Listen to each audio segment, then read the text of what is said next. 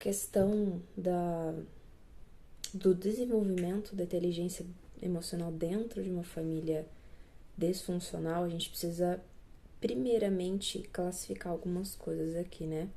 Eu sou a Stephanie, tenho 28 anos e hoje eu vou trazer aqui nesse canal alguma série de vídeos falando sobre inteligência emocional. Essa questão do disfuncional dentro de um lar, primeiro passo, na verdade, de tudo que a gente tem que fazer em relação a isso é reconhecer que você vive num lar disfuncional, né? Eu vejo muita gente falando que simplesmente não vê dessa maneira, mas os problemas baseados nisso, eles continuam chegando ali na sua porta todos os dias. Então, eu acredito que o primeiro passo que a gente tem que tomar em relação a isso é realmente reconhecer que você vive num lar disfuncional. A questão do reconhecimento, né, que você vive numa família disfuncional, para mim é o primeiro passo que você tem que tomar, de aceitar e reconhecer. Não aceitar viver nessas condições da vida toda, mas aceitar que essa é a sua atual condição. Esses dias eu esbarrei com um vídeo no YouTube onde eu vi uma pessoa dizendo exatamente essa frase. Se você está numa situação da sua vida onde você está vivendo de forma totalmente insustentável, a gente tem essa tendência de negar a realidade. Isso é uma coisa natural do ser humano.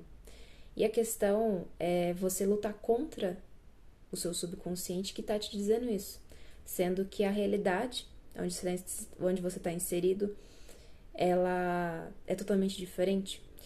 Então, eu queria trazer esse primeiro ponto para vocês, né? Reconheça o ambiente que você está, reconheça que realmente está ruim, que realmente precisa ser mudado muitas coisas e que você tem uma necessidade de entender todo o contexto do seu problema. Você precisa entender cada parte do seu problema para que realmente você consiga se desenvolver dentro dele e trazer realmente soluções, né, para o seu caso. Bom, a questão de você estar num lar disfuncional, ela traz alguns prejuízos para você a longo prazo, principalmente na sua adolescência, né? Adolescência é onde você está formando o seu senso crítico, o seu senso de certo ou errado, onde você tem os seus momentos para fazer coisas novas, para aceitar desafios, para você viver coisas que você ainda não foi capaz de viver. E quando você tá ali vivendo dentro de um lar disfuncional, esses momentos que você deveria estar explorando melhor as suas capacidades, ele é completamente inibido. Então você perde essa referência do lutar, do agir, do estar de frente a frente com desafios novos, mesmo sentindo medo, mas você é condicionado, né, a gostar de fazer coisas que você não conhece e coisas que ainda não está na sua capacidade de ser feito. Quando uma pessoa cresce num lar dessa maneira, ela perde a referência de limites daquilo que ela tem que fazer, daquilo que ela não tem que fazer, daquilo que ela já nasce com muita capacidade, daquilo que ela nasce com menos capacidade, mas ela pode lutar por fazer. Então ela perde esse senso de realidade da questão funcional mesmo, de fazer coisas. Estou falando mais propriamente em fazer, né? Você ser algo, você fazer coisas. Por quê? Porque as pessoas onde você já está inserida, elas já vieram de uma criação onde isso também aconteceu com elas. Então, essa disfuncionalidade, ela tem que, em algum momento ali, em algum ponto, você vai bater de frente com isso, você vai questionar, mas você ainda não vai ter coragem de se libertar, de sair disso de fato. Você só conhece essa realidade, você não tem um parâmetro de um outro ponto. Então, o que você tem que fazer nesse momento para você começar a explorar melhor essa questão do novo, né? Do diferente, do tentar, do lutar, né? Você tem que realmente se afastar das pessoas que entregaram essa visão de mundo para você, ou que a gente pode dizer, deixaram de entregar, né? Eu falo isso porque eu fui criada num lar onde as pessoas sempre fizeram tudo para mim. Só que eu sempre fui uma pessoa muito crítica, isso é uma coisa natural minha, né? Mesmo que eu tivesse tudo, aquilo me incomodava. E chegou um momento onde eu tomei decisões profissionais na minha vida. E isso foi o que me levou a sair fora da bolha e começar a trabalhar o meu senso crítico, a minha personalidade, o meu sim e o meu não. Aí entra num outro tópico do vídeo, onde eu quero trazer essa questão do a gente aprender a falar o sim e o não. Porque no lar disfuncional você perde a referência do sim e do não, você perde a referência dos seus limites, você perde a referência daquilo que tá te inibindo, você perde a referência de tudo que envolve limite de fato, desde o pequeno até o, o alto. Você perde, você não é uma pessoa que não consegue conversar sem discutir, não consegue falar o que você não tá gostando sem você chorar. Então, quando você reconhece que o caminho para você trilhar, ele é extenso, ele é longo, e que você não tem culpa daquilo que aconteceu com você, aí você entra num modo de batalha. Não que você não estivesse batalhando antes, é que você só não tinha consciência que você estava batalhando. Porque a partir do momento que você toma consciência, aí realmente a batalha fica um pouco mais pesada, né? Tem um autor que diz o seguinte, o maior causador de sofrimento emocional do ser humano é o seu alto nível de consciência. Então, se você é uma pessoa que por natureza já constrói desde pequeno um alto nível de consciência, você vai sofrer mais. Independente do tempo que você leve para arrumar essas questões na sua vida, você vai acabar sofrendo mais. Porque o que é o alto nível de consciência? O alto nível de consciência é quando você consegue enxergar a mesma coisa, os mesmos problemas, as mesmas questões por vários pontos diferentes. Então você não tem um ponto fixo só que você observa aquilo. Você tem várias vertentes, você consegue observar e ver como cada pessoa vê aquele mesmo ponto. E isso desgasta muito. Geralmente é uma condição de pessoas. A questão de você ter uma noção muito maior da realidade, de consciência também, envolve algumas condições como autismo, TDAH, né? Pessoas assim têm esse alto nível de consciência com o social, com o todo. Então você realmente sofre mais do que outras pessoas e você novamente nem tem culpa disso, tá? Eu falo isso porque quando eu entendi que o meu nível de consciência é muito elevado, eu comecei a perceber por que tinha coisas que me faziam tão mal, por que eu tinha tanta crise de ansiedade, por que tinha coisas que eu resolvia muito rápido e tinha coisas que eu simplesmente não conseguia resolver.